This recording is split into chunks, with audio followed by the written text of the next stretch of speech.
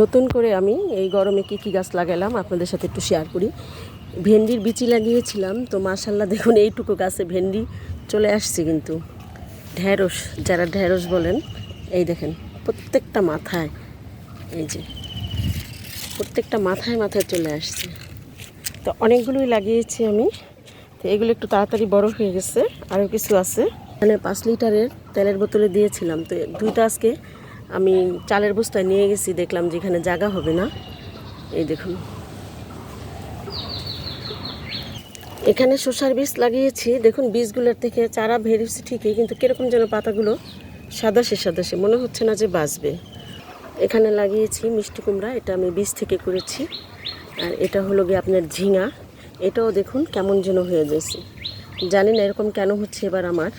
তো মাশাল্লাহ কিন্তু আমার এই চিচিঙ্গাটা সুন্দর হয়েছে, যদি আল্লাহ বাঁচায় রাখে। এটাই মনে হয় যে পাতাগুলো খুব সুন্দর আছে, এটাই মনে হয় ভালো হবে। এখানে দিয়েছি বরবটি, এটা আমি চারা কিনে নিয়ে আসছি আমাদের গ্রামের হাট থেকে, চারা কিনে নিয়ে আসছি বরবটি চারা। তাই না, এটা গতকালকে বিকালে লাগিয়েছি, তো আজকেও মাশাআল্লাহ অনেক ভালো আছে। আপনাদের সাথে আরেকটা জিনিস শেয়ার করি, দেখুন এটাকে আমি চারা লাগিয়েছিলাম, হ্যাঁ দুন্দুল, কিন্তু কেন এরকম সাদাশে হয়ে যাচ্ছে জানি না।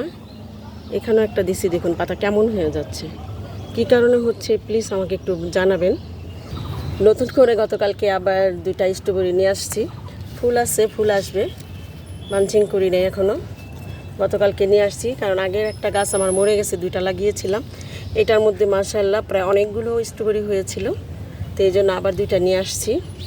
আর নতুন করে লাগালাম কলা গাছ, সবজি কলা গাছ, বড় একটা ড্রামে। আর নতুন করে লাগালাম একটা আমড়া গাছ, মুকুল সহ কিনে নিয়ে আসছি, গতকালকে লাগিয়েছি, দেখুন মাশাআল্লাহ। এটাও বড় ড্রামে দিয়েছি।